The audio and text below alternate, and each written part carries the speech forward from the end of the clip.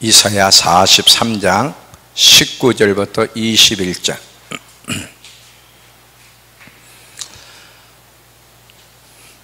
보라, 내가 새 일을 행하리니 이제 나타낼 것이라.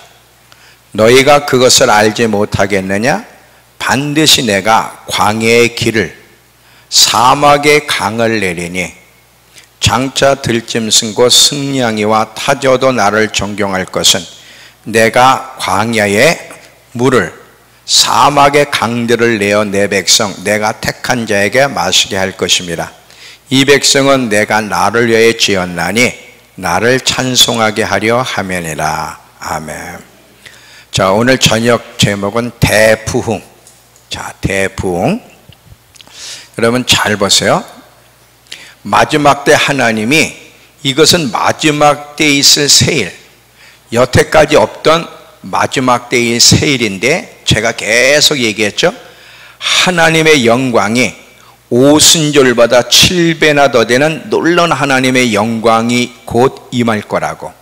그 하나님의 영광이 임하게 되면 어떤 일이 일어나는지, 많은 사람들이 치유받고 구원받고 하나님의 나라에 들어오는 대부흥의 역사가 일어날 거에 대해서 이야기하는 거예요.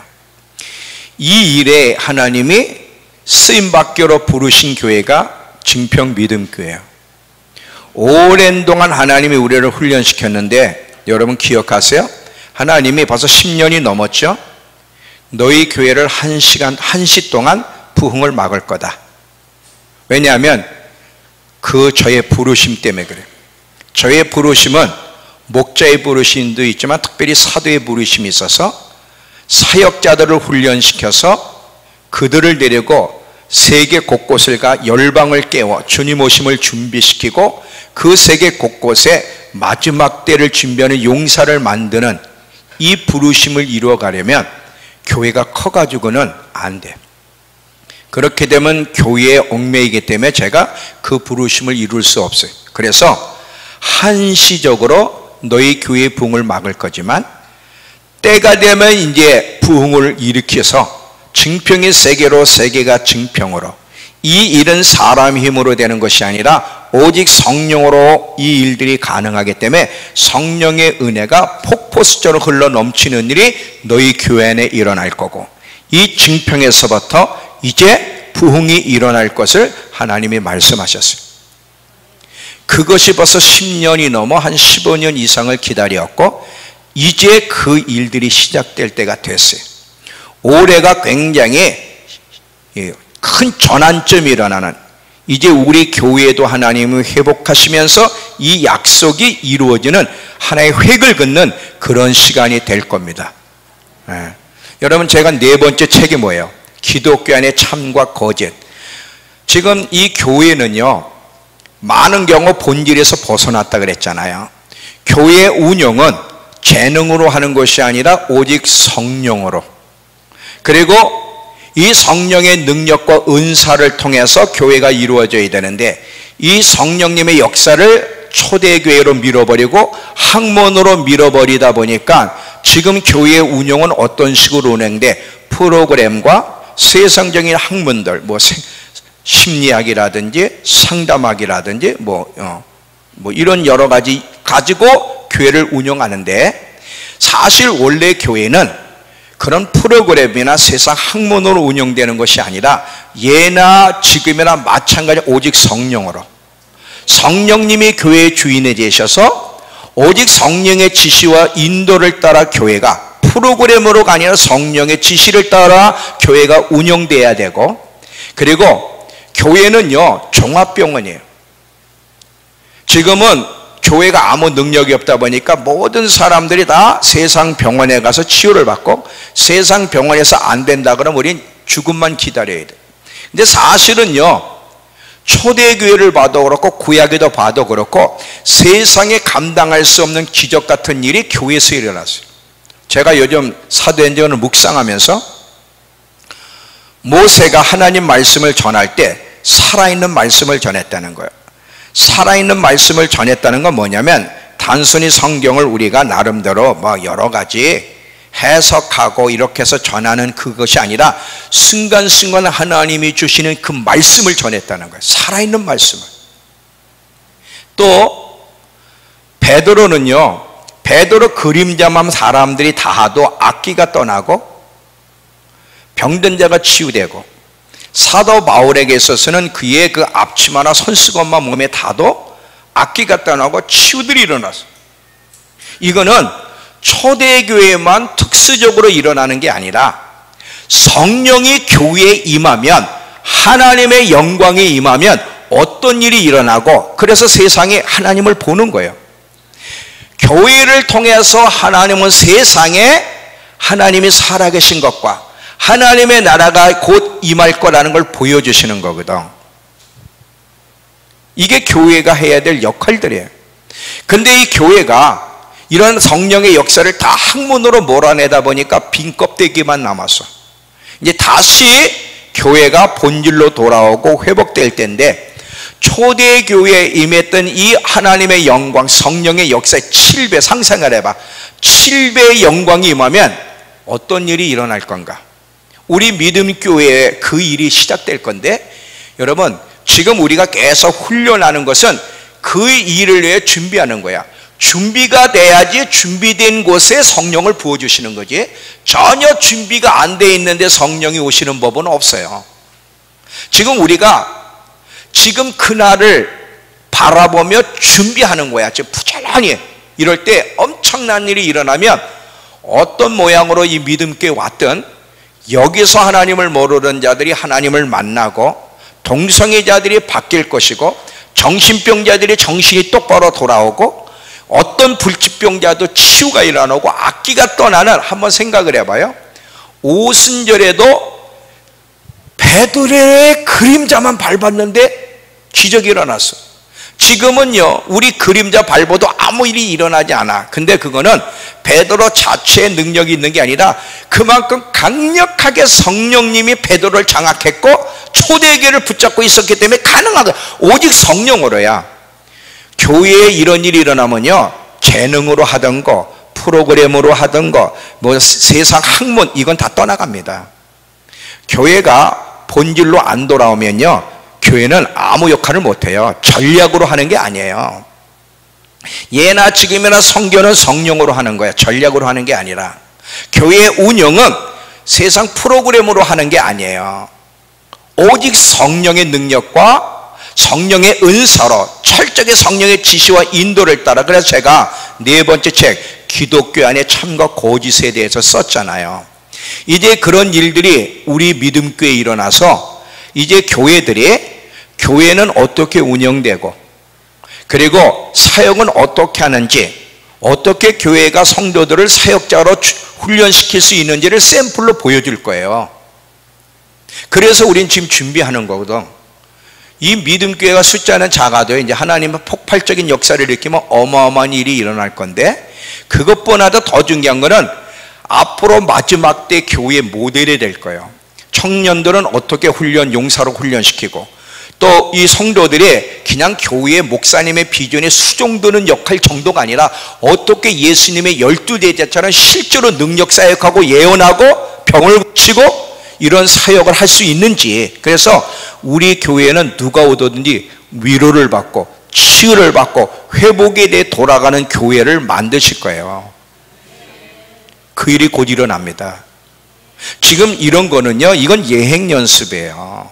이제 어마어마한 일이 일어나면, 여러분 소문이 나면 전 세계에서 몰려온다니까. 제가 펜사콜라라고 하는 미국에 갔잖아요. 펜사콜라의 부흥이 일어났을 때 미국 스튜디오스가 저보러 어디 가니? 그래서 제가 처음에 영어를 몰라가지고 누구한테 이 여자분이 무슨 얘기를 하냐 했더니 너 어디 가니? 그래서 펜사콜라 간다. 그랬더니 미국 스튜디오스가 펜사콜라가 어디냐, 자기 나라에도 펜사콜라가 어디 있는지 몰라. 마치 한국 사람이 증평이 어디 있는지 모르는 것과 똑같아. 여러분 서울 사람들에게 증평 이야기하면 증평이 우리나라에 있는지 모르는 사람 많아요. 펜사콜라가 어디 있니?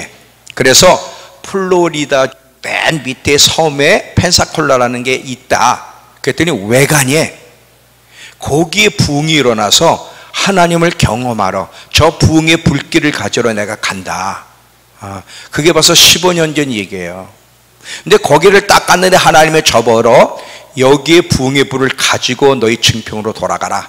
증평의 세계로 세계가 증평으로 이 일들이 이루어질 텐데 이 일을 위해서 이 비전을 제시하고 이것을 위해 기도하며 부지런히 준비시켜라. 벌써 그게 15년이 넘었어요. 이제 그게 열리기 시작하는 거예요. 열리게. 잘 들어봐요. 이제 우리 모두에게 성령의 불이 어마어마한 일이 일어나는데 근데 두 가지야. 뭐냐면 저는 어저께 처음으로 하나 안 사실이 있어. 난 새가 전깃줄이 앉을 때 두 발로 이렇게 서 있는 줄 알았어. 근데 한 발로 있다며? 여러분도 몰랐죠? 네. 나도 어저께 처음 알았어. 근데 새가 왜 한 발로 이렇게 한 발로 전깃줄에 서 있냐? 두 발로 해서 감전되지 말라고. 나 처음 알았네. 새가 그렇게 서 있다는 거. 그래서 한 발로 있기 때문에 감전이 안 되지 두 발로 서 있으면 감전된다는 거죠. 근데 잘 봐요. 근데 이것을 잘 보면 새는 감전되지 않게 한 발로 있지만 영적으로는 반대야. 영적으로는 한 발을 이렇게 하나님께 디디고 있으면 그건 손해야. 우리는 성령의 감전이 돼야 돼. 세상의 정기에는 감전되면 안 돼. 죽어. 근데 성령의 감전되면 감전될수록 좋아. 근데 성령님께 감전되려면 이렇게 한 발만 교회에 딱 내디디면 절대로. 성령님이 지금 우리 믿음교회 안에 대한민국 교회 안에 지금 하나님의 영광은 세상에 부어주는 게 아니에요. 교회에 부어져서 교회로 하여금 세상에 하나님을 보게 하는 건데 지금 하나님이 당신의 영광을 부어주실 때가 됐고 부어주시려는데 교회들이 이런 식으로 한 발로 그리스도인들이 한 발은 하나님께 내딛고 한 발은 세상에 이런 식으로 있기 때문에 성령의 역사가 안 일어나는 거야. 우리 믿음교회의 증평이 세계로 세계가 증평으로 그리고 성령의 은혜가 폭포수로 흘러넘치려면 여러분이 두 발을 온전히 주님께 담가야 돼.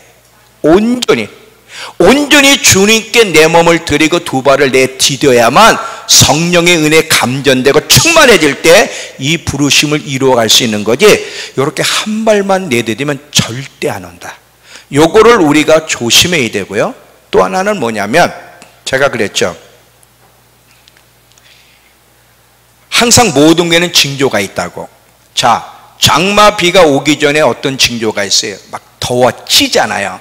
막 찌니까 사람의 감정이 막 짜증이 난다고. 그러니까 잠이 안 오니까 밖에 나가서 있어도 쪄.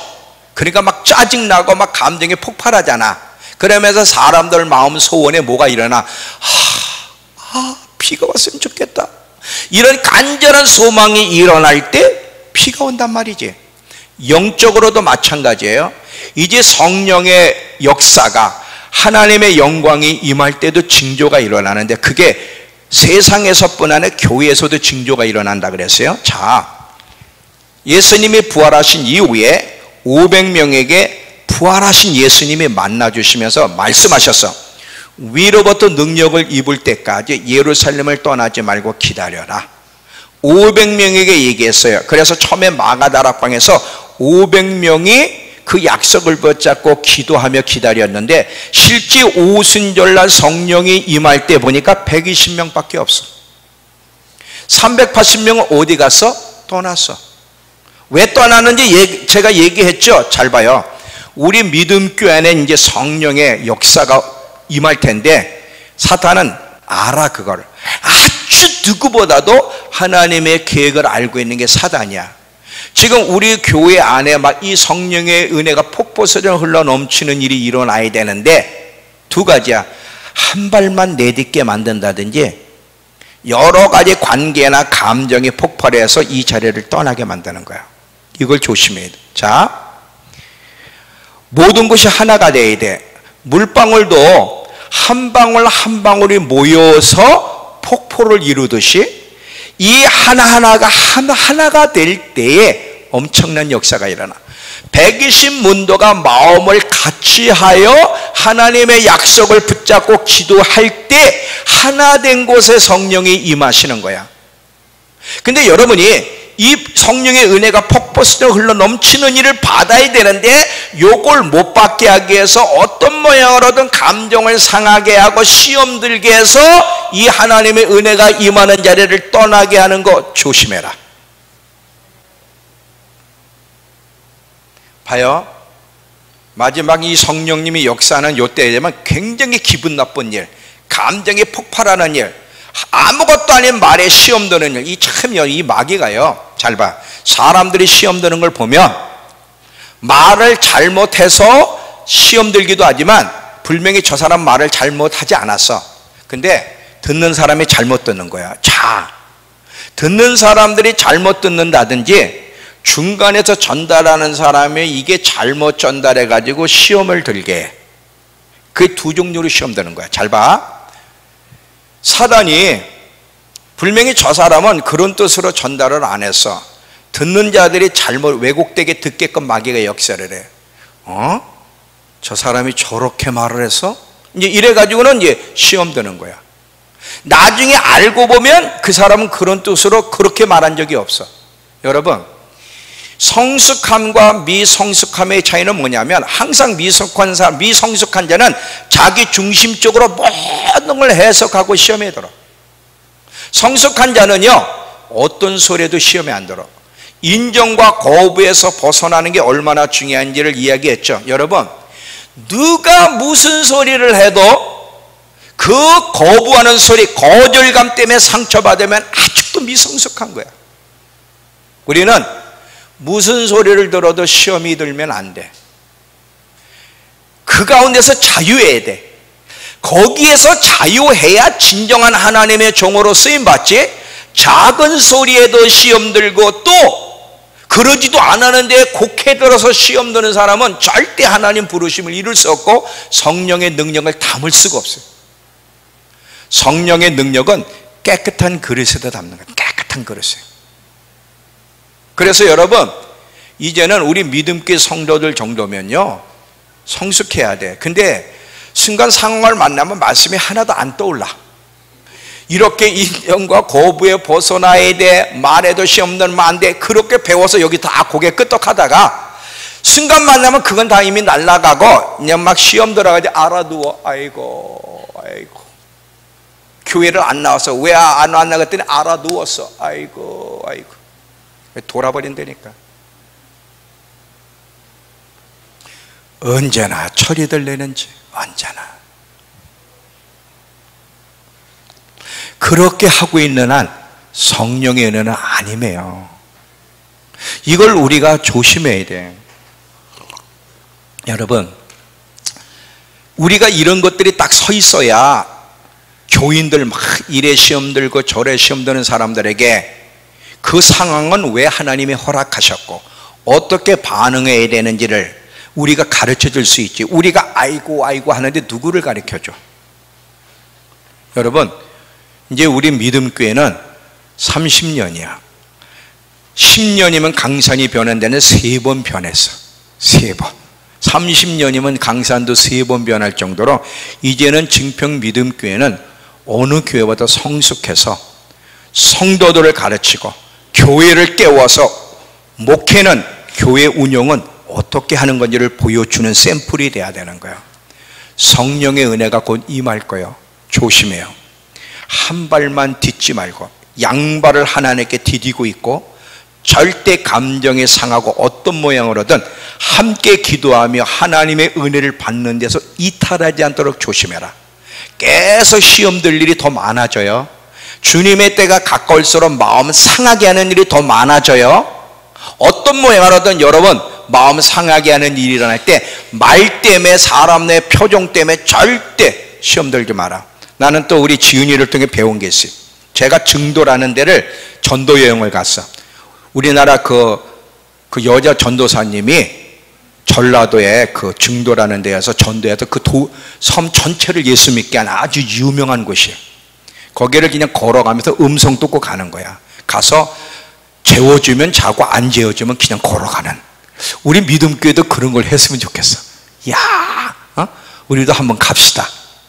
가서 막 20시간도 걸어가고 재워주면 자고 안 재워주면 음성을 듣고 가는 거야. 거기 가라는데 거기. 그래서 가서 재워주면 자고 안 재워주면 안 자는데 목사님 한 분이요 그렇게 표정이 까실까실해 돼. 아주 밥맛 이러면 안 되는데 딱 보고서도 밥맛이 없을 정도의 그렇게 딱 까실까실해 돼. 그러니까 그런 분 보면 이렇게 불편하잖아요. 그런데 얘네들이 어느 장소를 너희 어디 가냐 그러더래. 그래서 어디 장소 가려고 합니다 그랬더니 거기 그렇게 먼 데를 어떻게 가려고 그러냐, 걸어서 못 간다 그러더래. 그리고 그렇게 뭔지도 몰랐는데 그분은 거기 사니까 안 거야. 근데 그 까실까실 남자가 자기가 차를 태워주겠다 그래가지고는 그 얘네들을 태워서 거기만 데려다 주는 게 아니라 그 섬을 투어까지 다 시켰대. 까실남이. 그래서 우리 딸이 깨달은 게 있대. 사람은 외모로 보고 판단하면 안 된다는 거. 제가 그 간증을 들으면서 저도 배웠어요. 그렇잖아요. 우리는 외모 보면 딱 외모가 표정이 안 좋거나 그러면 저거 틀렸어. 외모를 보고 우리는 거의 판단하잖아요. 근데 자기가 외모를 보고 사람을 평가하고 판단을 내리면 안 된다는 걸 깨달았대. 그게 쟤만 깨달아야 되는 게 아니라 저도 깨달아야 되고 우리 모두가 깨달아야 돼요. 아주 조심해야 돼. 요거를 사단이 이용해 먹는 거거든. 근데요, 표정이 험상궂어도요 마음이 따뜻한 사람이 있고요, 저요 표정이 좀 딱딱해도요 저 정말 부드러운 사람이에요. 우리 집사람 맨날 표정 관리를 잘하는, 관리를 잘할 수가, 이 정도에서 어떻게 더 잘하라고. 근데 제가 개인적으로는 진짜 저는 개인 석상에서는 거의 혼내지 않습니다. 설교 석상에서는 하나님의 말씀을 전해야 되니까 또 저의 부르심이 막 깨부수고 깨우는 거야. 특별히 기독교인을 향해 승부를 거는 부르심이야. 저는 불신자들을 향해 승부를 거는 부르심은 아니에요. 거짓된 안전 속에 있는, 주님이 오실 날에 가까웠는데도 모르고 있고 지금 그런 태도로는 주님을 만날 수 없는 이 그리스도인들을 그 거짓된 안전 속에 있는 것을 깨서 잘못된 기초를 올바른 기초로 세워서 올바르게 주님을 맞이할 수 있도록 만드는 부르심이 저의 부르심이기 때문에 제가 메시지가 세지만 개인적으로요 저만큼 부드러운 남자가 없어요. 정말이에요. 저 예빈이가 웃긴다고 웃는데 웃긴다고 제가 지금 웃었어. 넌 죽었어. 그러니까 여러분 표정 가지고 시험 들지 마시고, 이제는요 어떤 상황에서도 시험 드는 일이 없이 인정도 조심해야 되지만 거부감 받는 거에서도 그것 때문에 너무 힘들어하면 안 되고 자유로워야 돼. 이런 자에게 하나님의 능력을 주시고 이런 자가 큰 일을 하는데 우리 믿음께 곧 하나님의 영광이 임할 거예요. 저는 언제 이 일이 일어날 건가, 10월 컨퍼런스 때 일어날 건가, 하여튼 올해 안에 하나님이 일으켜 주시길 원하는데 우리 정말 조심하면서 잘 준비합시다. 한번 상상을 해봐. 여러분이 손을 얹어 기도할 때, 저만이 아니야, 여러분이 손을 얹어 기도하는데 안진빙가 일어나고 자폐증 아이들이 치유되고 정신병자가 정신이 온전해지고 그 5만 가지 상처 속에 있는 사람이 치유되고, 이런 일이 일어나면 얼마나 행복해. 그리고 예언 사역을 통해 한마디 했는 게 그게 그 사람 마음을 건드리고 위로를 준다면 얼마나 행복합니까? 믿음교회만 오면 행복하다, 믿음교회만 오면 복을 받는다, 믿음교회만 오면 치유를 받는다, 찬양에서부터 치유를 받는 거예요. 제가 그랬죠. 이사야 24장 42장 이번에 이제 목포 낙원교회 청소년들한테 이 말씀을 할 건데, 아사에부터 노래하는 자를 일으킬 텐데 단순히 노래하는 자가 아니라 저 이스라엘과 중동을 움직이는 엄청난 능력의 노래하는 자를 일으킬 거라고. 여기에 그런 일이 일어나야 돼.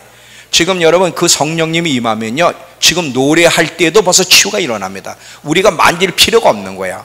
그런 찬양팀이 돼야 되고 그런 사역자가 우리 교회, 우리 성도들은 모두가 사역자야. 전부 다 사역.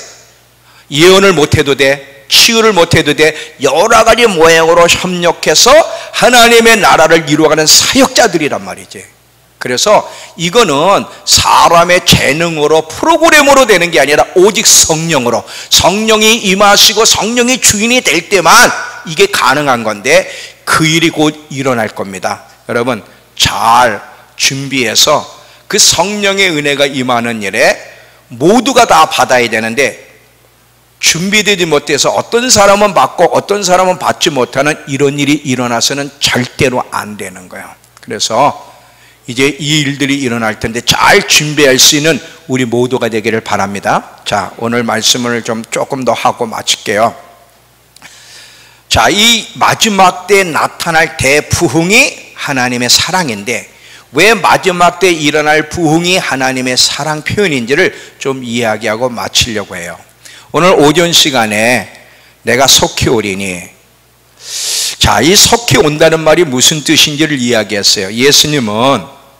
예수님은 오실 때 이미 주님을 맞이하시는 준비를 갖춘 신부를 데리러 오시는 거지, 막연히 기다린다고 하면서 예수님이 오실 때가 가까웠다고 말하면서도 실제 주님이 오셨을 때 마치 어리석은 다섯 처녀를 기름을 준비하고 있지 않는다면 그 신부를 데리고 혼인잔치 들어가지 않는다.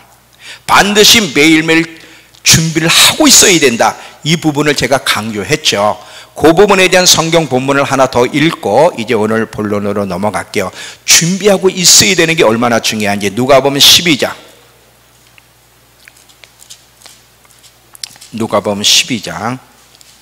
35절부터 37절을 우리 성경을 먼저 읽고 메시지로 한번 읽어보겠습니다. 메시지 성경으로. 자, 누가복음 12장 35절에 37절. 허리에 띠를 띠고 등불을 켜고 서 있으라. 너희는 마치 그 주인이 혼인집에서 돌아와 문을 두드리면 곧 열어주려고 기다리는 사람과 같이 되라. 주인이 와서 깨어있는 것을 보면 그 종이 복이 있으리로다. 내가 진실로 너희에게 이르노니 주인이 띠를 띠고 그 종들을 자리에 앉히고 나와 수종들리라. 이 말이 무슨 뜻인지를 그 메시지 성경에 아주 쉽게 명확하게 풀었기 때문에 한번 보겠습니다. 미리 준비하고 있어야 된다는 것을 잘 표현을 했어요. 자, 늘 옷을 입고 있으라는 거예요. 아까 오전 시간에는 무슨 옷을 입어야 된다 그랬지? 벌거벗지 않으려면 신옷을 입고 있어야 된다는 것처럼 옷을 입고 있으라. 늘 옷을 입고 입고 불을 밝혀 두어라. 너희는 주인이 신혼여행에서 돌아오기를 기다리며 주인이 도착해 문을 두드리면 열어주기 위하여 깨어 준비하고 있는 종들처럼 되어라. 두드리는데 그때 일어나면 안 된다는 거야. 이미 옷을 입고 다 준비하고 있어야 된다는 거야. 주인이 왔을 때 깨어서 일하고 있는 종들은 복이 있도다. 주인이 이런 종을 얼마나 주인이 기뻐하시냐면 주인이 앞치마를 두르고 그들을 식탁에 앉게 해서 식사를 대접하며 그들과 잔치를 함께 할 것이다. 주인이 밤 몇 시에 오든 상관없이 깨어있는 그들은 복되도다. 그렇죠. 신옷을 입고 오면 도둑같이 오더라도 언제 오더라도 상관이 없어. 이미 옷을 입고 있기 때문에 언제든 나갈 준비가 돼 있단 말이지. 그런데 옷을 입고 있지 않으면 이게 낭패란 말이야. 여러분, 주님이 곧 오세요. 근데 사전 통보 없이 오세요. 오늘 오든 내일 오든 저와 여러분이 신옷을 입고 있으면 아무 문제가 없어. 계속 말씀을 통해 우리의 삶을 점검하면서, 자, 아까 나갈 때 점검한다 그랬잖아요. 가스 밸브는 잠갔는지, 또 전화 코드는, 전기 코드는 뺐는지, 또 내가 돈을 챙겼는지 미리 사전 점검하고 나갈 준비를 하듯이 늘 말씀을 우리를 점검하는 거야. 내 신앙의 모습 가운데 신랑 되신 예수님이 오실 때 맞이할 수 없는 모습은 뭔지, 뭐를 고쳐야 되는지 말씀을 들을 때마다 하나씩 고쳐나가면서 신옷을 딱 매일매일 입고 있으면 그분이 언제 오더라도 아무 상관없이 우린 그분을 맞이하고 혼인잔치 들어가서 있을 거야. 내가 속히 오리다. 내가 가고 있대. 내가 앞으로 갈 것이다가 아니라 지금 가고 있어. 그리고 곧 도착할 거야. 옷을 입고 있어. 준비해라. 그래야만 나를 맞이할 수 있다. 주님이요, 정말 신랑을 맞이하려면 신부가 어떤 자세를 가지고 있어야 되냐 아주 명확하게 답을 주셨기 때문에 여러분 늘 준비하고 있어야 돼. 나중에 신랑이 와가지고 어리석은 다섯 처녀잖아. 그때 기름이 없는 걸 보고 기름을 사러 가면 신랑 대신 예수님은 기다려주지 않는다. 그는 혼인잔치에 못 들어간다는 거야. 이 내용이 성경 여러 구절에 나와 있기 때문에 여러분 미리미리 준비하고 있는 것이 얼마나 중요한지를 생각하면서 자, 이 마지막 때 있을 대부흥을 준비하자. 이 마지막 때 있을 대부흥은요 하나님의 사랑을 우리에게 보여주는 놀라운 일이에요. 왜 이것이 하나님의 사랑인지를 설명할 때 들어보세요. 디모데전서 2장 4절. 디모데전서 2장 4절. 디모데전서 2장 4절. 하나님의 마음이 여기에 기록되어 있어요. 디모데전서 2장 4절. 하나님은 모든 사람이 구원을 받으며 진리를 아는 데 이르기를 원하시느니라. 여기에 하나님의 마음이 나옵니다. 하나님은 한 사람도 예외 없이 모두가 구원받기를 원해. 어떤 누구도 지옥 가는 걸 원하지 않아. 동성애자 자체도 지옥 가기를 원하지 않아. 회개해서 구원받기를 원하시는 거야. 이게 하나님의 마음이야. 이 하나님의 마음 때문에 하나님은 마지막 때 다시 한번 회개와 함께 그들 안에 부흥을 일으켜서 그들이 구원받을 수 있는 기회를 한 번 더 주십니다. 이게 하나님의 사랑이야. 만약에 지금 이런 상태에서 예수님이 오시면요 우린 불행해. 왜냐하면 세상 사람들은 다 구원 못 받고요 교회 안에도 사실요 준비된 상태에 있는 크리스찬들이 몇 퍼센트 나가 돼. 나름대로 열심히 이리 뛰고 저리 뛰고 열심히 봉사도 하지만 정말 말씀에 입각해서 신랑이 언제 오더라도 정말 신랑을 맞이해서 나갈 태세를 준비하고 있는 사람은 많지 않거든. 이런 상태에서 만약에 예수님이 오신다면 우리 모두가 불행해. 정말 구원받는 자는 소수에 불과할 텐데 근데 하나님의 마음은 모두가 구원받는 거야. 이 하나님의 마음이 마지막 때 다시 한번 엄청난 부흥을 전 세계적으로 허락할 거야. 그래서 회개와 함께 대부흥을 허락하시는 이유는 더 많은 사람들에게 구원의 기회를 주시고 하나님 나라 들어올 수 있게 하시기 위한 것이기 때문에 이 마지막 때 하나님의 사랑이 부흥을 통해 나타날 거라는 것을 기억하시기 바랍니다. 참 하나님 놀라우세요. 여러분 가족 가운데 아직 예수 믿지 않은 사람이 있습니까? 그 때문에 마음 아프죠? 걱정하지 마세요. 여러분의 기도가 반드시 응답될 것이고요 또 집안 안에 이단에 빠진 사람들 얼마나 마음이 아파. 걱정하지 마요. 하나님 백성의 눈물의 기도는 절대 땅에 떨어지지 않는다. 내 시간대에 응답이 안 된다는 거 그것 때문에 힘들지만 반드시 우리의 기도를 들으시고 하나님의 때 하나님이 역사하실 텐데 여러분의 기도 때문에 안 믿는 여러분의 가족이 구원받고 이단에 빠진 사람들이 하나님께 돌아와. 이것 때문에 하나님이 엄청난 부흥을 일으키실 거야. 이 하나님의 사랑이 마지막 때 우리에게 나타날 거란 사실을 기억하셔야 돼요. 이 존 버년이라는 사람이요 이런 얘기를 했어요. 잘 봐요. 하나님의 은혜가 사랑이 무엇인지를 알려면 하나님에 대한 두려움을 느껴봐야 된다. 하나님에 대한 두려움을 느껴본 사람만이 하나님의 은혜 자비가 무엇인지를 알게 된다는 거 맞죠? 우리요 이 지옥에 대한 두려움, 죄에 대해 하나님이 심판하는 두려움이 못 느껴지면요 이 은혜란 단어 그리고 그 십자가의 사랑이 얼마나 놀라운지는 사실은 우리 몰라요. 근데 그거를 알려면 어떤 일이 일어나야지. 자, 지옥을 여러분이 지옥의 발을 한번 하나님의 은혜로 발을 디뎌보는 경험을 한다면 정말 천국이 얼마나 값진 곳인지 내 모든 재산을 다 팔아서 살 만큼 천국은 값어치 있는 것이라는 걸 알게 될 거야. 마태복음 13장에 보면 한 사람이 밭에서 귀한 보물을 발견했어. 그 밭에서 귀한 보물을 발견하고서 그 사람이 어떻게 했어요? 자기 재산을 다 팔아가지고 보물이 있는 밭을 샀잖아요. 천국은 우리의 삶을 다 들여서 살 만큼 가치가 있는데 사람들은 지금 그렇게 안 해. 그냥 신앙 고백 하나 하고 자기 삶을 다 안 들여. 그냥 자기가 하고 싶은 대로 자기 멋대로 세상 성공을 위해 살아가면서 그 신앙 하나 고백, 그리고 교회 와서 예배 드리는 정도로 천국을 얻을 수 있다고 생각하는데, 그러면요 이 천국의 값진 것을 몰라. 여러분이 그 죄의 결과가 얼마나 무서운지 지옥을 한번 디뎌보면, 느끼게 되면 천국을 위해서 자기 삶을 다 들여 천국을 살만한 가치가 있다는 걸 알게 되는 거야. 천국의 값은 지옥을 경험한 만큼 알고, 십자가의 사랑, 십자가의 사랑하지만 여러분, 그 십자가의 사랑, 예수님이 십자가를 지었을 때 그 무게가 얼마나 어마어마했는지 잘 봐요.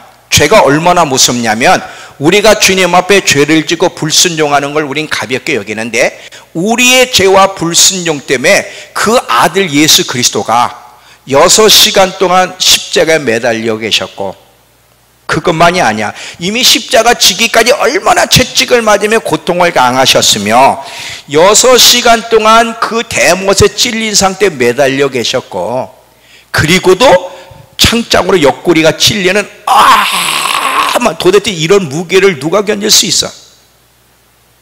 근데 그게 뭐 때문에 그 대가를 치러야 되냐면 우리의 죄 때문에. 우린 죄의 불순종을 가볍게 생각하지만 이 우리의 불순종과 죄의 대가가 얼마나 이 십자가의 무게를 조금만이라도 느끼면 하나님은 죄에 대해서 얼마나 진노하냐. 자기 아들까지 그냥 하나님이 죽일 정도로 그만큼 죄가 불순종이 무섭다는 걸 여러분이 느껴야만 십자가의 사랑이 뭔지를 깨닫게 되고, 십자가의 사랑이 느껴져야만 사람이 바뀌어지는 거예요. 어쩔 수가 없어요.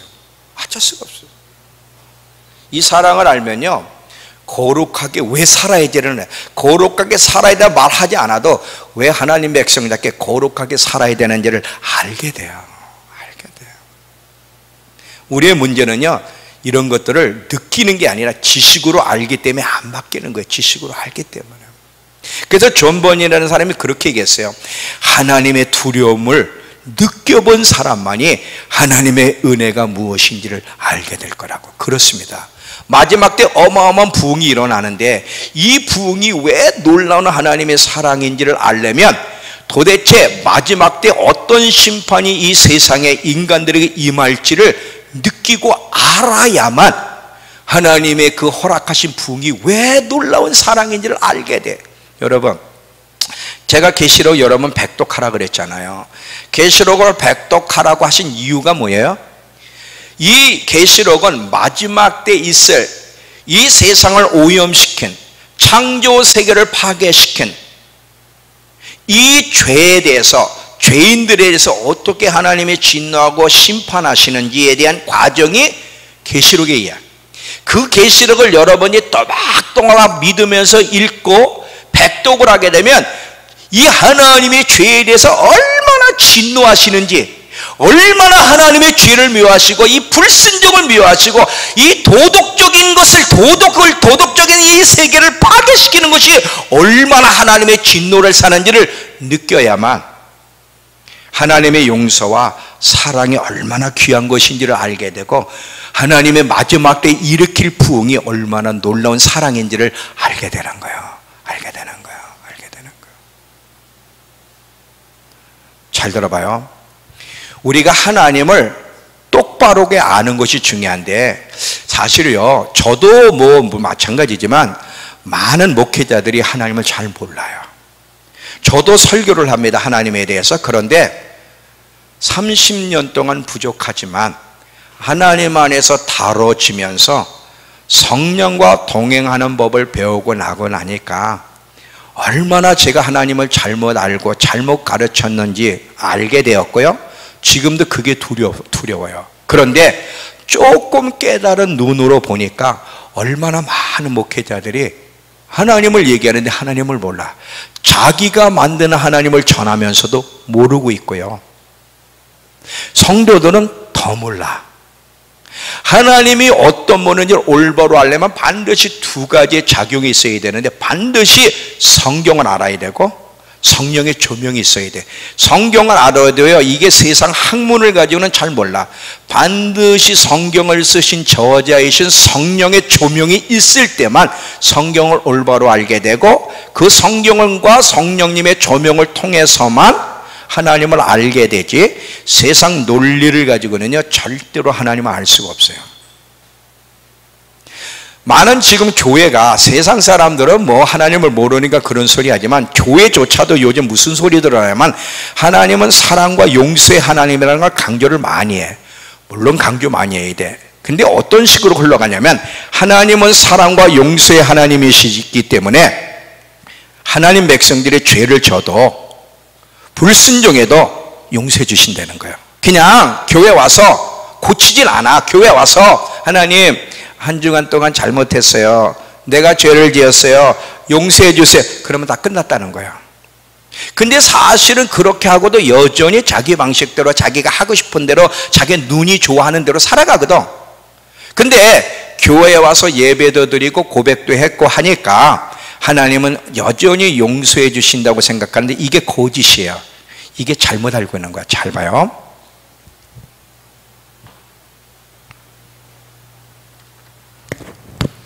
항상 하나님의 사랑과 용서와 자비는 늘 진리 안에서 이루어져야 돼.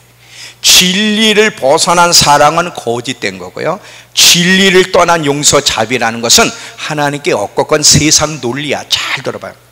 하나님이 어떤 분인지를 올바로 알려면 하나님의 성품 가운데 뭐부터 출발해야 되면, 하나님은 거룩하신 분이라는 거. 하나님은 사랑의 하나님, 자비의 하나님, 용서의 하나님, 여러 가지 성품이 있는데 그 중에 가장 최우선으로 알아야 될 하나님의 성품은, 하나님은 거룩하신 분이다.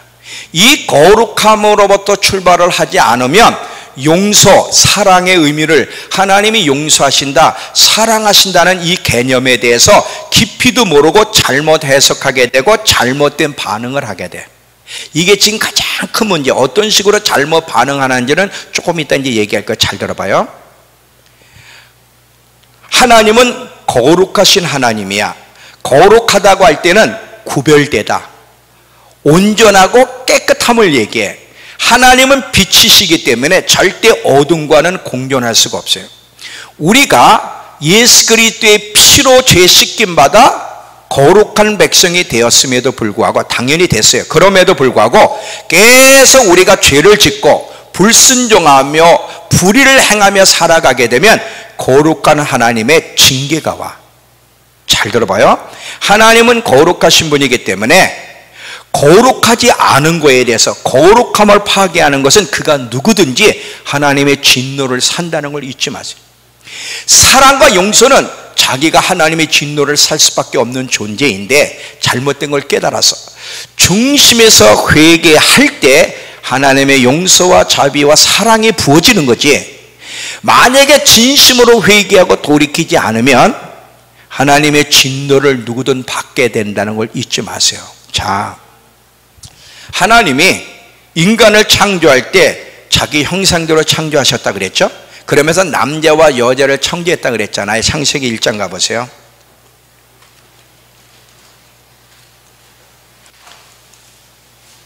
창세기 1장 27절.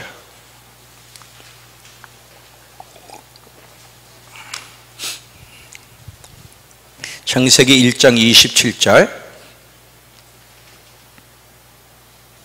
하나님이 자기 형상 곧 하나님의 형상대로 사람들을 창조하시되 남자와 여자를 창조하셨다. 아주 명확하게 얘기해요. 인간은 여러 성을 가진 게 아니에요. 남자 여자 외에는 없고요, 동성은 이거는 안 돼. 불가능한 거예요. 자, 여기 봐요. 지금 하나님이 인간을 만들 때 하나님의 형상대로, 이게 무슨 거룩하게 창조했다는 거예요. 거룩하신 하나님이 인간을 거룩하게 창조했는데 인간이 죄를 지어서 망가졌죠. 망가진 인간들을 예수 그리스도로 말미암아 구원하신 것은 망가진 상태로 죄만 용서받고 천국 가게 하기 위해서가 아니라 거룩한 원래의 존재로 회복시키기 위해서요. 그러니까 정말 거듭난 하나님의 백성들은 예수님 하나님이 거룩한 것처럼 우리도 거룩해야 돼. 베드로전서 1장 15절. 베드로전서 1장 15절.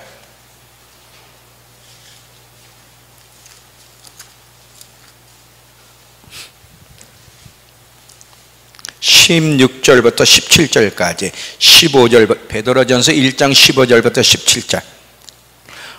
오직 너희를 부르신 거룩한 이처럼 너희도 모든 행실에 거룩한 자가 되라. 기록되었을 때 내가 거룩하니 너희도 거룩할지어다 하셨느니라. 외모로 보시지 않고 각 사람의 행위대로 심판하는 일을 너희가 아버지라 부른즉 나그네로 있을 때를 두려움으로 지내라. 그렇습니다. 우리가 지위적으로는 신분적으로는 거룩한 백성이 되었지만 아직 삶에 있어서는 거룩한 백성답게 살지 않고 있는 게 문제예요.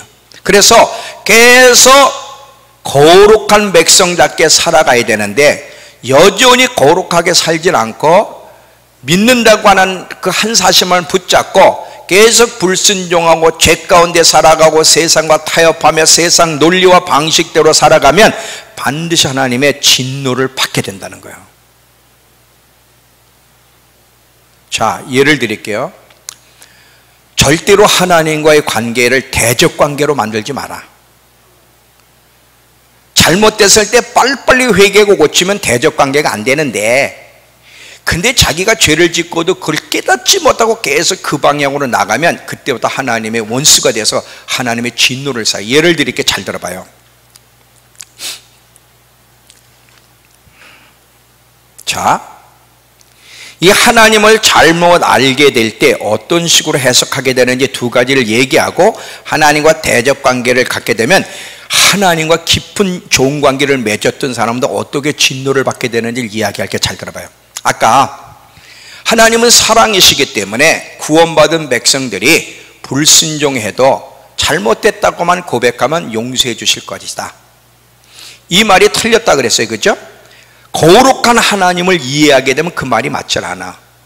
거룩하신 하나님의 성품에서 출발하게 되면 우리도 거룩해야 돼. 불순종 죄는 용납이 안 돼. 그래서 어떻게 해야 돼? 회개를 해야 돼. 회개를 하고 말씀대로 반응하게 되면 문제가 없는데 회개하고 삶을 고쳐나가지 않으면 반드시 하나님의 징계를 받지. 죄를 짓고 사는 자에게도 하나님의 은혜와 사랑이 임하는 건 아니야. 하나님을 잘못 사랑으로 출발하면 그렇게 해석할 수 있지만 하나님이 거룩한 분이라는 것을 알고 출발하면 그렇게 잘못 해석할 수가 없고요. 또 하나는 동성애예요. 잘 봐요. 우리는 하나님이 사랑이시기 때문에 동성애자들도 사랑하고 잘 보호해주고 위로해줘야 된다. 그리고 그들의 인권을 보장해줘야 된다. 인권이란 말이 무슨 말인지 아세요, 여러분? 인권 하는데 제어가 인권이 무슨 말이냐? 인권이지 뭐. 자, 인권이 뭐냐면 잘 봐요.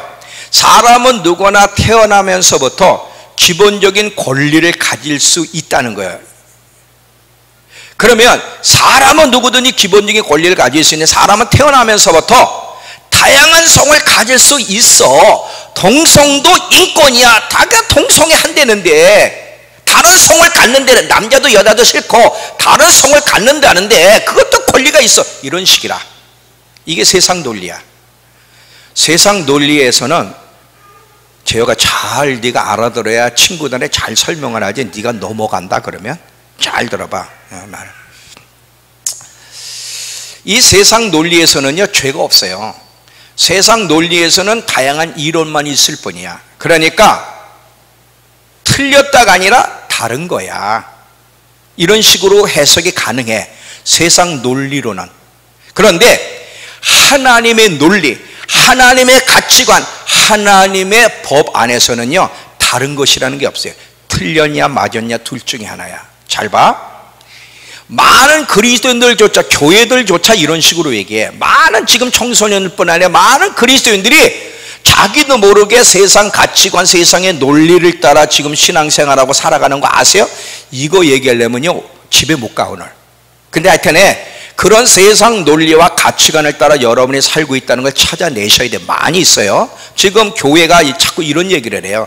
세상 사람들은 하나님을 모르니까 이런 식으로 얘기하지만 교회조차도요, 요번에 가보세요. 그 동성애 그 축제할 때 막 반대하면요, 신학생들 교회까지도 그러면 안 된다고, 하나님은 사랑이시라고, 하나님은 그렇게 안 하신다고, 이런 식으로 답을 해, 반응을 해. 근데 왜 그런 식이 느냐면, 하나님이 거룩한 분이라는 걸 출발하지 않고 사랑이시라는 것으로 출발하고 있고, 사랑의 진정한 의미를 몰라. 사랑은 진리 안에서야. 지옥 가는 사람을 그냥 내버려 두는 게 사랑이야? 아니지. 그거는 너무너무나 어리석은 소리들을 해. 교회가 얼마나 세상 가치관 논리를 따라 말을 하고 해석을 하고 반응하는지를 여러분은 잘 몰라요. 진리는 여러 개가 있는 게 아니야. 세상의 논리는 진리가 아니기 때문에 여러 가지 이론이 있을 수 있지만 진리는 딱 하나야. 하나님 말씀만이 진리야. 자, 요한복음 17장 17절. 요한복음 17장 17절.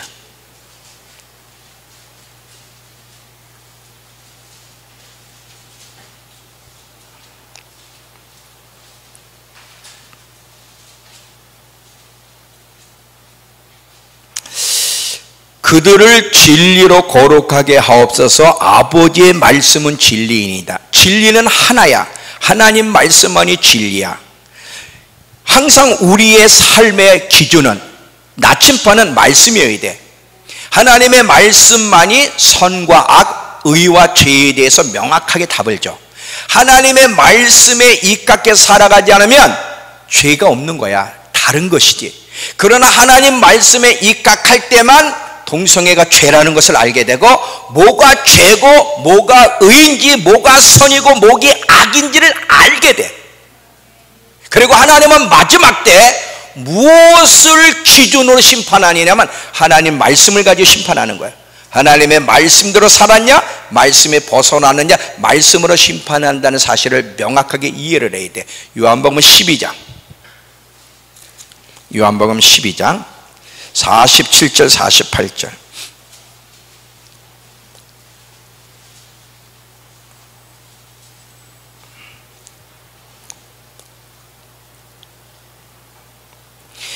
사람이 내 말을 듣고 지키지 아니할지라도 내가 그를 심판하지 아니하노라. 내가 온 것은 세상을 심판하려 함이 아니요 세상을 구원하려 함이로다. 나를 저버리고 내 말을 받지 아니한 자를 심판할 리가 있으니 곧 내가 한 그 말이 마지막 날에 그를 심판하리라. 하나님의 말씀이 우리를 마지막에 심판해. 어떻게 살아난지를. 그러니까 불순종, 불의, 이 죄에 대해서는 하나님 반드시 심판하시는 분인데, 한때 하나님과 관계를 잘 맺었어도 하나님 말씀에 불순종하게 되면 어떻게 진노하시는지, 물론 회개하면 용서하시지만 어떻게 하나님 앞에 진노를 받을 수 있는지, 하나님과 대적 관계를 맺어서는 안 되는 예를 드릴게 들어보세요. 첫 번째가 아담과 하와예요. 이 아담과 하와가 가장 완전한 자로 창조되어서 에덴 동산에서 하나님과 교제하며 함께 거닐었던 사람들이 아무 부족함이 없고, 근데 이 아담과 하와가 하나님께로부터 쫓겨나서 평생, 유대교 전승에 보면 우울증에 시달리며 동굴에서 살았다는데, 이제 평생 불행한 삶을 살았던 이유가 뭐야? 그들이 하나님 말씀에 불순종함으로 하나님의 진노가 임했기 때문에. 하나님은요, 불순종했을 때 빨리 회개하면 문제가 없다 그랬어요. 근데 회개를 안 하면 그 다음에는 진노가 기다리고 있어요. 이거는 하나님의 정당한 행위야. 자, 하나님은 거룩한 분이기 때문에 하나님의 창조한 세계를 파괴시키는 사람은 누구든지, 하나님의 말씀에 불순종하는 사람은 누구든지, 도덕적인 것을 파괴시키는 사람은 무엇이든 누구든 하나님은 진노하시는 분. 그건 하나님의 정당한 행위, 창조 세계를 보존하기 위한 하나님의 정당한 행위야. 만약에 이 부분에서 정말 깨닫고 회개하면 하나님의 사랑이 용서를 해 주시지만, 회개가 없이는 하나님의 진노를 받을 거다. 여러분, 모세와 아론이 가나안 땅에 못 들어갔잖아요. 모세와 아론이 가나안 땅에 못 들어간 거 무슨 왜 그랬어요? 반석을, 이스라엘 백성이 계속 물이 없다고 하나님께 불평할 때 하나님 나도 지쳤습니다. 내가 이 백성을 낳았습니까? 나보러 어떡하라고 합니까? 그럴 때 하나님이 반석을 명해라. 그럼 반석에 물이 날 거야. 그 물을 주면 돼. 근데 모세가 짜증이 난 거예요. 너무나 그냥 평생 동안 오랫동안 너무 괴롭혀서 그래가지고 감정이 상한 상태에서 망령된, 시편에 보니까 망령된 말을 했대. 그래서 망령된 말과 함께 반석을 명하라는 걸 쳤을 때 하나님의 거룩함을 드러내지 못했고, 그것 때문에 하나님의 진노가 임하여 가나안 땅에 못 들어갔어요. 물론 천국은 갔어요. 어떤 모양으로든 하나님의 진노를 받는다. 자, 또 보세요. 요나를 보면요, 요나가 하나님이 말씀하셨잖아요. 니느웨로 가서 그들에게 회개를 촉구해라. 내가 그들을 살리고 싶다. 근데 요나가 어떤 모양으로는 자기 마음에 안 들었어요. 그래서 하나님 말씀을 어기고 니느웨 가지고 다시스로 갈 때 어떻게 했어요? 하나님이 진노하여 어떻게 했어요? 물고기 뱃속에 집어넣어 버렸어요. 요나는 누구예요? 선지자예요. 그 당시에 영적인 아버지, 국보였어요, 이스라엘에. 자, 또 보세요.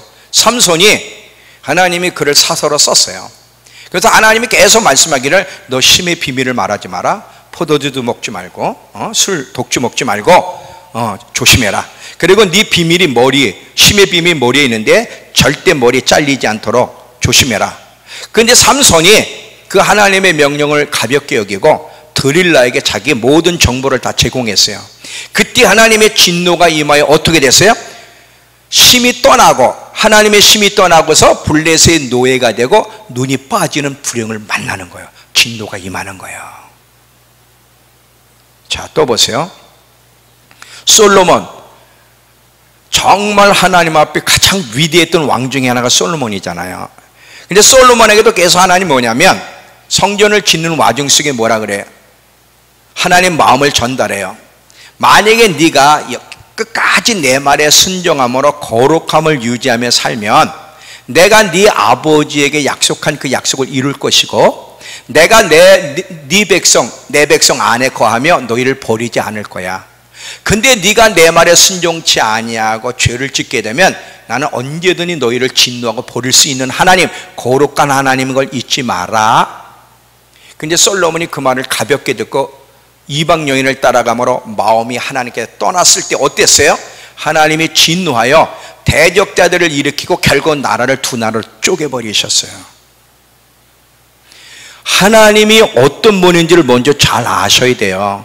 근데 하나님을 올바로 이해하려면 하나님은 거룩한 분, 거룩하다는 게 무슨 뜻인지에 대한 이해가 있어야만 이게 제대로 성립이 돼요.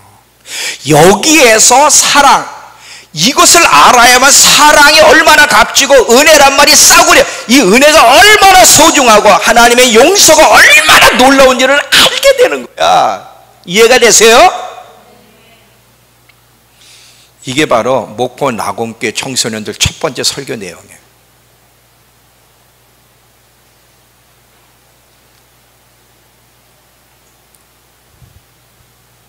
이해가 되시죠?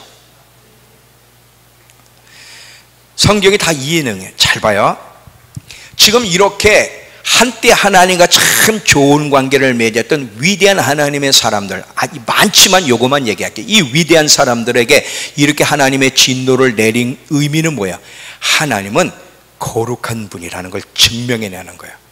사랑은, 용서는, 자비는 거룩함 안에서 이루어져야지 거룩함을 떠나서는 절대 사랑과 용서는 없다는 거야. 예나 지금이나 하나님 백성이요, 불순종하며 거룩한 삶을 살지 않으면 징계를 받고요, 이 하나님의 창조한 세계를 파괴시키는 자는 누구든지 하나님의 진노를 살 텐데, 왜 하나님의 마지막 때에 일곱인 일곱 나팔 일곱 대접에 그 심판을 내리냐면 하나님의 창조한 세계를 오염시켰기 때문에. 여러분, 지금은요, 자, 예수님이 오실 때 징조가 어떠냐 그러면 제가 늘 얘기했죠. 자, 이사야 60장 2절에 보면 어둠이 땅을 걷고 캄캄함이 만민을 가리우는 때가 마지막 때. 근데 여러분, 다니엘서 8장 23절을 가보시면요, 다니엘서 8장 23절.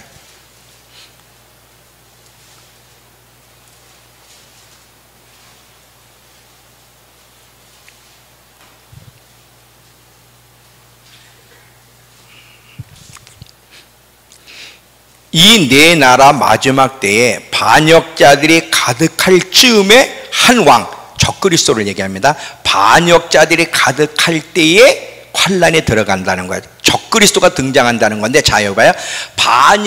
반역자들이 가득할 즈음에, 지금은요 온통 반역자들이에요. 자, 다른 성경을 보면 잘 들어봐. 불법이 극에 달할 때에, 죄악의 극도에 이를 때에, 이런 말이야. 이 정말 죄악의 극도에 달한 것이 동성애야. 아까 창세기 1장 27절에 보면 하나님은 인간을 남자와 여자로 창조하셨어. 이거 누구도 변경할 수 없는 거야.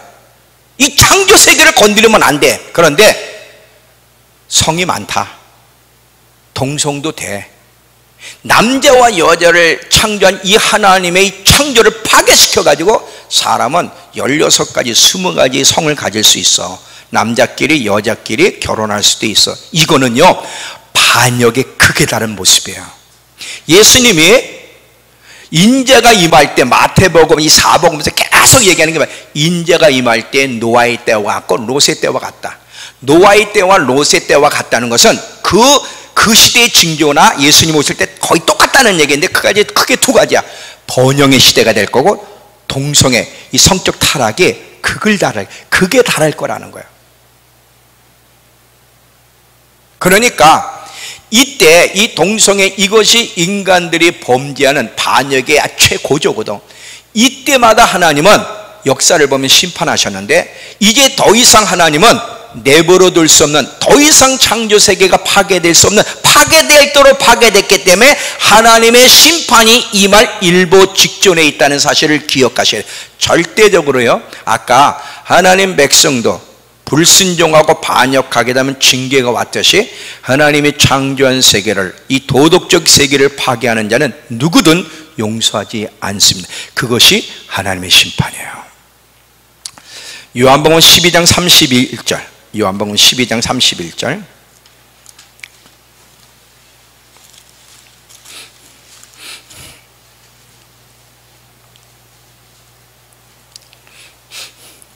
요한복음 12장 31절.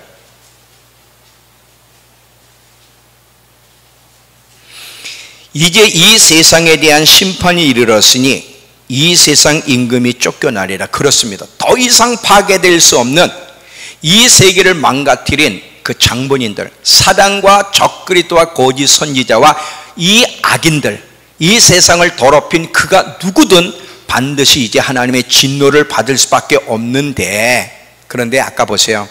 하나님은 진노를 하셔도 마땅하신 분인데 하나님의 마음이 뭐예요?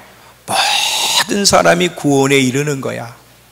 그 하나님의 마음이 다시 한번 사랑이 표현되는데, 그 표현되는 사랑이 뭐예요? 마지막 때 다시 한번 기회를 주는 부흥을 허락하신다는 거예요. 회개와 부흥을 허락하심으로 마지막 때 다시 한번 기회를 줄 텐데, 이 기회를 절대로 놓치면 안 된다. 안 된다. 자, 이제 잘 봐요. 그러면 어떤 식으로 하나님이 구체적으로 하나님의 사랑을 표현할 건가? 사람을 보내므로, 요나 같은 사람. 자, 이제 봐요. 이해가 되시는 거죠? 요나 같은 사람을 보내므로. 자, 잘 봐요. 여러분, 요나를 볼 줄 알아야 되고 요나의 외침을 들어야 됩니다. 잘 봐. 하나님이 심판하기 전에 먼저 자비를 베푸시는데, 그게 뭐냐면 회개를 촉구하는 자비야. 니느웨 백성들이 악이 극성하여 하나님의 심판을 받아야 되는데, 하나님이 한 번 기회를 주기 위해서 누구를 보내셨냐면 요나를 보냈어요. 요나를 보내신 이유는 뭐냐면 그들에게 회개의 기회와 함께 다시 한번 용서와 구원의 기회를 주시기 위해서 요나를 보내신 것처럼 마지막 때도 요나와 같은 사람을 보낼 거다. 근데 사실은요, 여러분, 요나를 잘 분별할 수 있어야 돼요. 근데 사실은요, 요나뿐만 아니라 보면 요나 외에도 이렇게 하나님이 회개를 촉구하고 구원하시게 보내신 사람들이 있어요. 그 사람들이 누구죠? 여러분 아는 대로 노아도 그 중에 하나고요. 그리고 왕 시대에도 엘리야가 그 중에 하나고요. 그리고 세례자 요한도 그 중에 하나고요. 역사 속에 참 하나님이 회개를 촉구하면서 구원시키기 위한 자비를 베푸시기 위해서 보낸 사람들이 있는데 가장 그 중에 하나가 뭐냐면 요나예요. 이 요나와 같은 하나님의 종들을 보내서 하나님의 마음을 전달하며 회개를 촉구하고 다시 한번 하나님의 사랑을 받아들이라고 요구할 텐데 이때 거부하면 큰일 난다.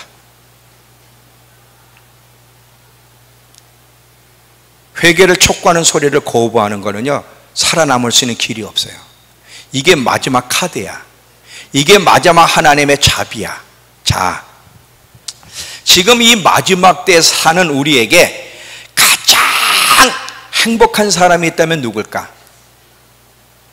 가장 큰 축복을 누리고 있고 하나님의 사랑을 누리고 있다는 증거가 있다면, 그리고 그런 사람이 있다면 누굴까? 우리 믿음교회 성도들인데 잘 들어봐요. 마지막 때에 가장 큰 하나님의 사랑을 누리고 있는 증거는, 자, 지금이 어느 때인지를 가르쳐주고 때에 맞는 메시지를 통해서 하나님의 마음을 전달하고 오직 진리만을 선포하여 진리로 양육시켜서 주님 오심을 심부로 잘 준비시키는 그 종들, 그 스피커, 그 메신저를 만나는 것보다 큰 축복이 없다. 그 자리에 있다는 건요, 어마어마한 축복이에요. 왜 그래? 제가 지금까지 얘기했잖아. 하나님의 진노를 얘기했잖아. 하나님의 이 메시지, 지금이 어느 때인지, 그리고 어떻게 주님 오심을 준비해야 되는지 몰라서 잘 준비하지 않고 여전히 신앙 고백 하나 붙잡고 불순종을 지방식대로 살다가 하나님의 진노를 받을 텐데, 거기에서 벗어날 수 있는 말씀을 듣고 기회를 얻었으니 이거보다 큰 축복이 어디 있어? 아멘은 안 해도 돼요. 근데 하여튼에 여러분이 어떤 자리에 앉아 있다는 것만 알면 되는 거예요. 잘 들어봐요. 이 사울 왕이 죽었어요. 이스보셋이 이제 그 아들이 후임 왕으로 이제 섰는데 모든 지파들이 혼돈에 빠지는 거야. 지금 누구한테 붙어야 되지? 이스보셋에 붙어야 되나? 다윗에게 붙어야 되나? 이 혼돈에 있을 때 여러분 잘 알잖아요. 역대상 12장. 이사갈 지파 중에 200명의 지도자들이 시세를 알고 때를 알고, 그리고 어떻게 행동하고 반응하는 것이 하나님의 시선이고 마음인지를 알아서 백성들로 하여금 올바르게 인도하는 지도자가 200명 있었다는 거예요. 그 당시에 가장 축복 가운데 있었던 그 지파가 이사갈 지파 백성들이야. 마지막 때도 마찬가지가 될 거야. 마지막 때도. 자, 이 얘기하고 맞추게 잘 봐요. 이게 왜 중요하냐면, 여러분 아합 왕 때, 자, 이 아합은요 참 악한 왕인데도요, 하나님은 이 아합 왕에게도 정말 회개의 기회, 그리고 하나님의 은혜를 받을 수 있는 기회를, 소망의 기회를 주셨어요. 왜냐하면 이 아합 때, 이 악한 왕이거든. 이 아합 때도 진리 말씀을 선포하고 옳은 길을 제시할 수 있는 선지자가 하나가 있었죠. 누구예요?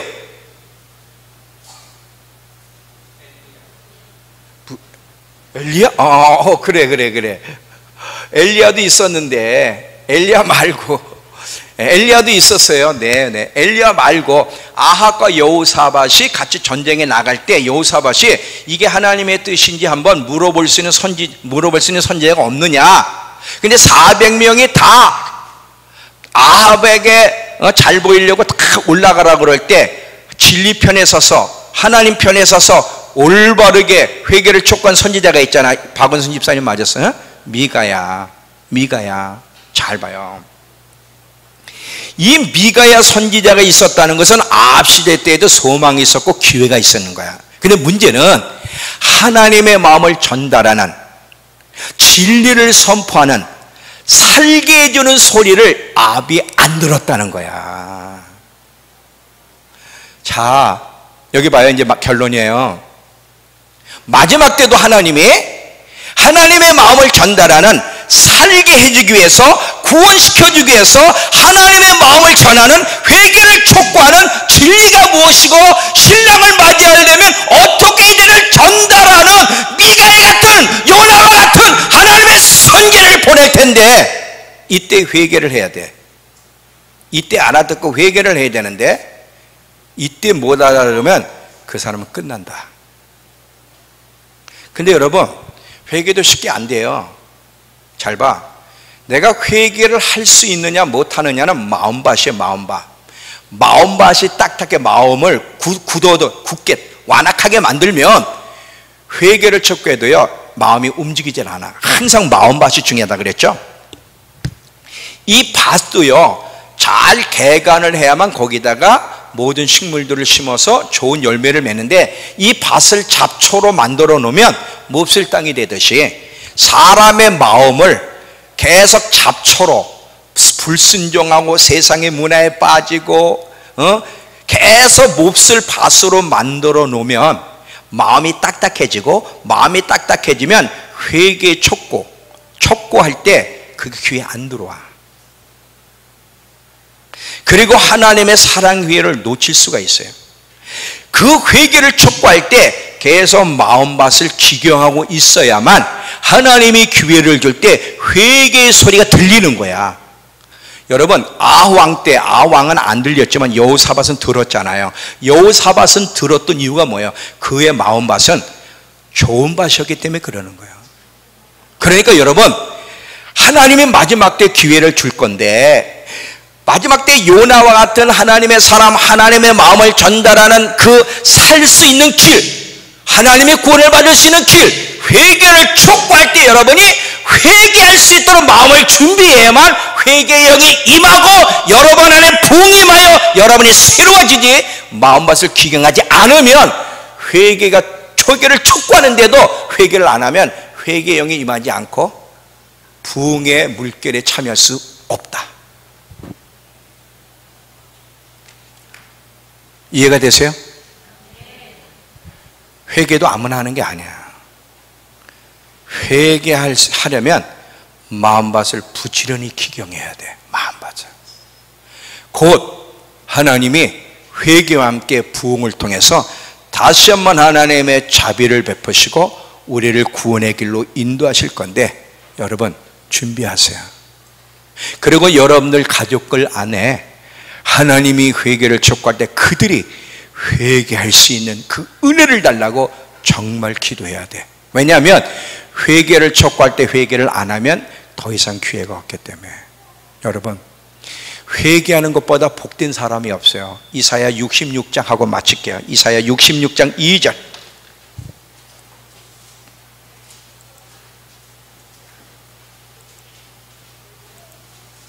하나님은 어떤 사람을 기뻐하시고 돌보신다고 했었는가? 이사야 66장 2절.